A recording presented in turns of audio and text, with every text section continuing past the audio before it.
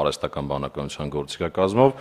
եւ առաջիկայում նոր սերվերներ ենք ձեռք բերելու, դրա հիման վրա տարածենք կարելի ասել բոլոր ոլորտների վրա։ Ու այդտեղ էլ վարչարական ծախսերը էապես կնվազեն ձեր ասած տրամաբանությամբ։ Այլ հարցեր չկան, այլ հարցեր եւ դիտարկումներ, հարցը դրվում է քվեարկության, ովքեր են դեմ նախագծի հաստատմանը։ Դեմ չկա, նախագիծը հաստատված է եւ մենք հիմա պետք է քննարկենք ռազմաուսումնական հաստատություն ավարտած եւ Հայաստանի Հանրապետության Պաշտպանության նախարարության համակարգում կամ Հայաստանի Հանրապետության ազգային անվտանգության ծառայության սահմանապահ զորքերում սպայական պաշտոնի նշանակված սպայական կազմի զինծառայողների կողմից պետական աջակցության բնակարանի կամ բնակելի տան կամ կառուցվող բազմաբնակարան կամ ստորաբաժանված շենքից կառուցվող բնակարան կամ բնակելի տուն գնելու իրավունքի ձեռբերման նպատակով հիպոթեկային վարկավորման նպատակային ծրագիրը եւ հիպոթեկային վարկավորման պայմանները սահմանելու մասին հարցը։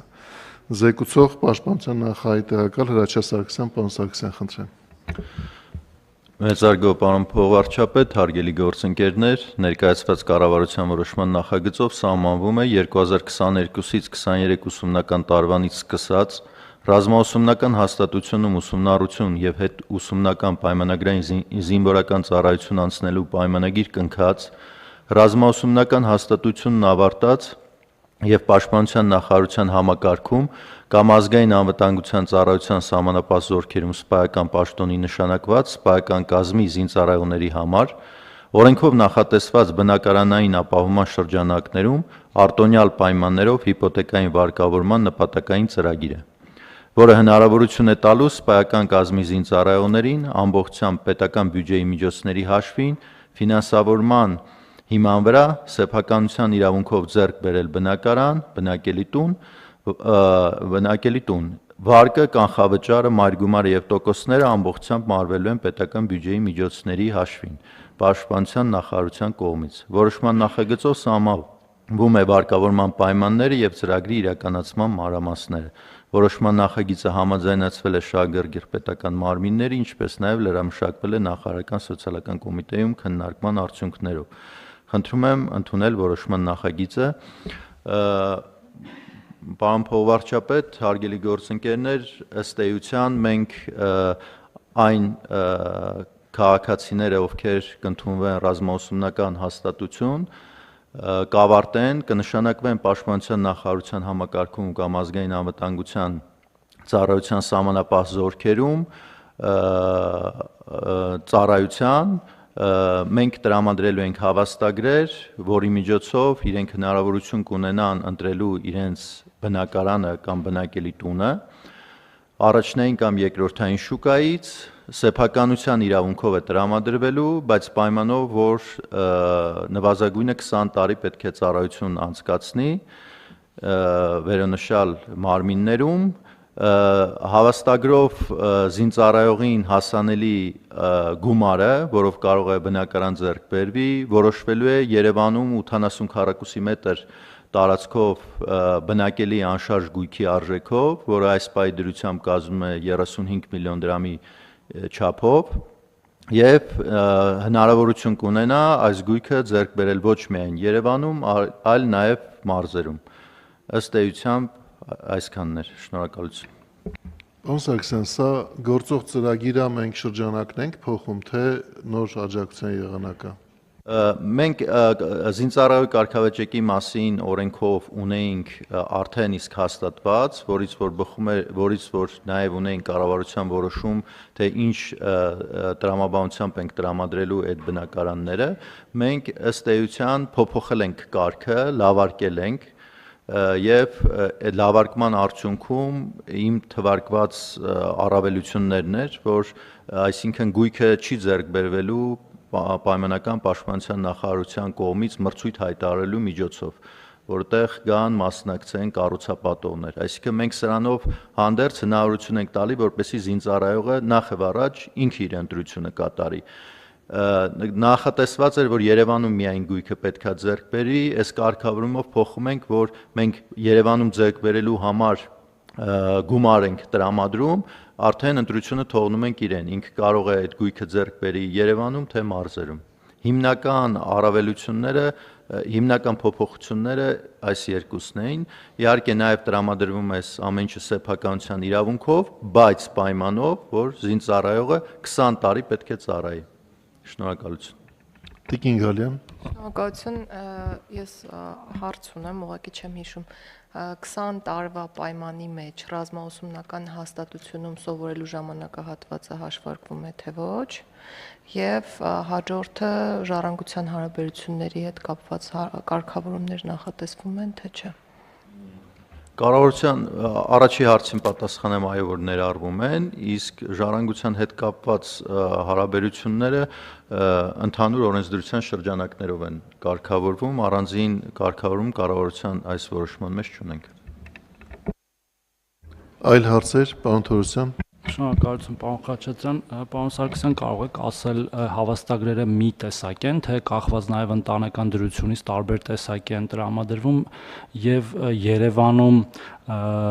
թույլ տալը, բայց նաև մարզերում թույլ տալը արդյոք չի բերելու նորից խտացման Երևանում այդ հարցը քննարկել եք։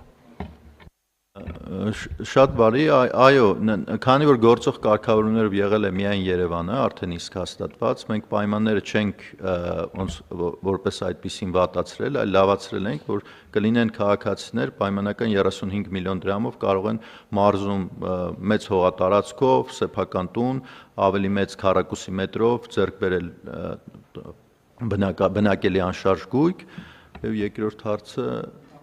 բոլոր հավաստագրերը լինելու են միատեսակ, անկախ ընտանեկան կարգավիճակից։ Պարոն Սարգսյան, բայց այսպիսի հարց էլ է առաջանում, եթե մինչ հիմա կարգավորումները վերաբերում էին նրան, որ Երևանի հաշվարկով էր կատարված սերտիֆիկատի արժեքը, այսինքն 80 քառակուսի մետրի հաշվով կախված այդ օրը, թե ինչ գներ են շուկայում, հիմա լավ ենք անում, որ ասում ենք կարող են նաև մարզերում ձեռք բերել, բայց մեկը պիտի համեմատի, եթե 35 միլիոն դրամով կարող է Երևանում գնել, կամ գնում է ձեր ասած մեծ հողամասով շատ լավ կառուցված անհատական բնակելի տուն է գնում մարզում, որտեղ այդ հողամասի եւ շենքի արժեքը միասին, օրինակ 22 միլիոն դրամ է, մնացած 13 միլիոն դրամի հետ ինչ է լինում։ Ինչն է այն մոտիվացիան, որ մարդը ունենալով 35 միլիոն դրամով գույք գնելու հնարավորություն, պիտի նախընտրի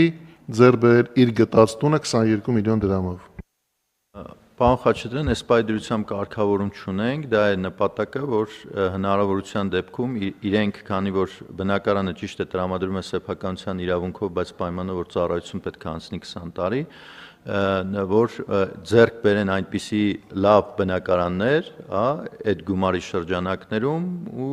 կարողանան իրենց կենսագործունեությունը ապահովել։ Որպես այդպիսին կառավարության որոշումով մենք սահմանված չունենք, որ եթե տարբերություն կա, ապա այդ տարբերությունը որտեղ է ուղղվելու։ Մենք հստակ գումար ենք տրամադրում եւ ասում ենք, այս գումարի շրջանակներում առավելագույն սահմանաչափ ենք հաստատում։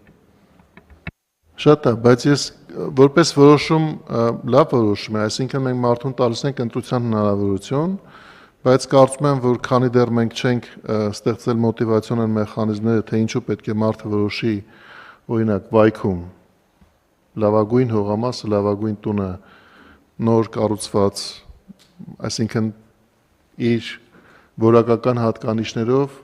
որևէ կերպ կասկածի չենթարկվող գույքը ձեռք բերելու փոխարեն այդ գնումը կատարել Երևանում։ Եվ քանի որ մեր նպատակը նա է, որ մենք այս աջակցության ծրագրով արհեստականորեն չխթանենք գույքի ձեռքբերումը Երևանում, պետք է այնպիսի մոտիվացիոն մեխանիզմներով լրացնենք, որ մեկը պայմանական ասենք, այդ 22 միլիոն դրամ արժեքով գույքը ձեռք բերելու դիմաց կամ դեպքում չափի կամ հասկանա նաև թե 13 միլիոնի աջակցությունը, որից ինքը չօգտվեց, ինչ այլ եղանակով կարող է ուղղվել իր շահերի սպասարկմանը։ Եվ մենք այսօր չենք կայացնում այդ որոշումը, բայց կարծում եմ, որ այդ երկրորդ կտոր կարգավորումը անհրաժեշտ է։ Ձեզ խնդրում եմ, որ շարունակեք այդ ուղղությամբ մտածել եւ կառավարության առաջարկեք, թե ինչ կարող են կանել, որովհետեւ մեր նպատակն է, որ այս ամբողջական համակարգ որպես ինքը լինի կիրառության մեջ։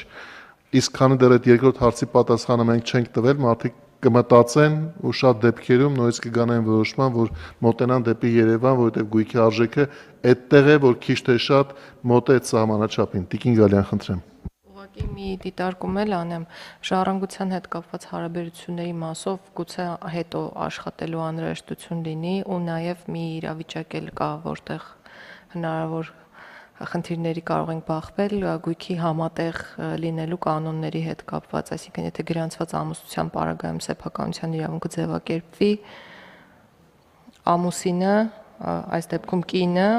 կինը կամ ամուսինը օրենքով սահմանված կարգով դառնալու է համատեղ սեփականատեր, այդ դեպքում այդ ծառայելու պայմանի հետ կապված պետք է որոշակի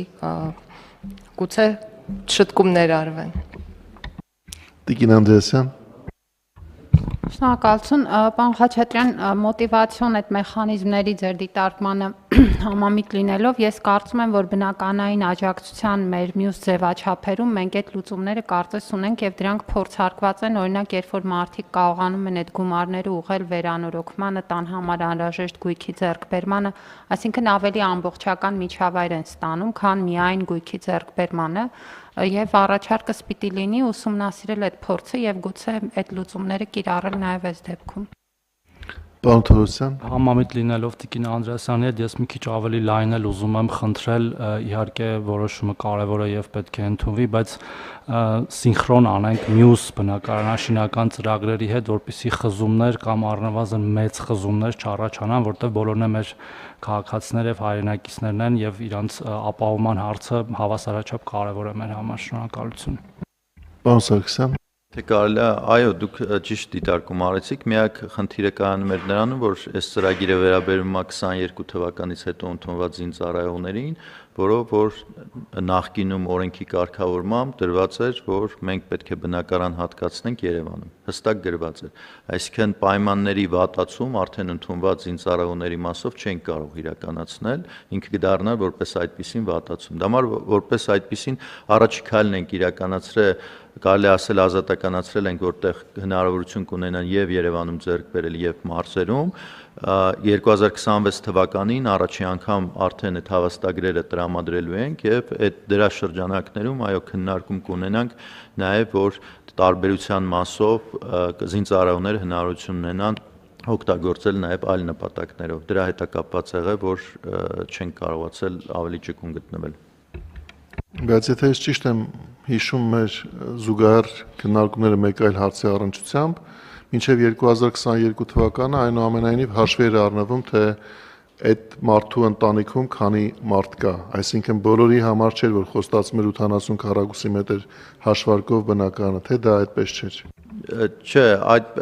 այո, դուք ճիշտ եք նշում, բայց տրամաբանությունը այն էր, որ նախ զինծառայողները բնակարանը ստանում էին եթե բնակարանի նախ չափորոշիչներ կար, որով որ գնահատվում էր արդյոք քաղաքացին բնակարանի կարիքավոր է թե կարիքավոր չի, զինծառայողը, որից հետո հաշվառվում էր, այդ հաշվառումից հետո իրեն ծառայությունը անցնելուց հետո տրամադրում է սերտիֆիկատ ու ինքը բնակարան էր ձեռք բերում, ստեղ մոտեցում են, որ այդ բնակարանը տրամադրում ենք արդեն սկզնական փուլում, իր ծառայությունը սկզնական փուլում եւ այս դեպքում այո միանվագ սերտիֆիկատ հավաստագրեր ենք տրամադրում որտեղ որ հնարավորություն ունեն ձեռք բերելու իրենց բնակարանները Այլ հարցեր Պարոն Թոմասյան Շնորհակալություն, մեկ ճշտող հարց, պարոն Սարգսյան, հատկացնելուց հետո նախատեսված է որևէ սահմանափակման գրանցում, որպեսզի օտարման հարցը այդ ընթացքում կարգավորվի եւ հետագայում խնդիր չունենանք, եթե չէ, կխնդրեմ նախագիծի այս մասով մի փոքր լրամշակել, շնորհակալություն։ Շնորհակալություն, այո, մենք աշխատել ենք ձեր հետ, նաեւ օրենքով է սահմանված, նաեւ կառավարության որոշման մեջ ունենք հղումները օրենքին։ Այլ դիտարկումներ չկան Ովքեր են դեմ նախագծի հաստատմանը, դեմ չկա նախագիծը հաստատված է, հարգելի գործընկերներ, կառավարության նիստի օրակարգի հարցերի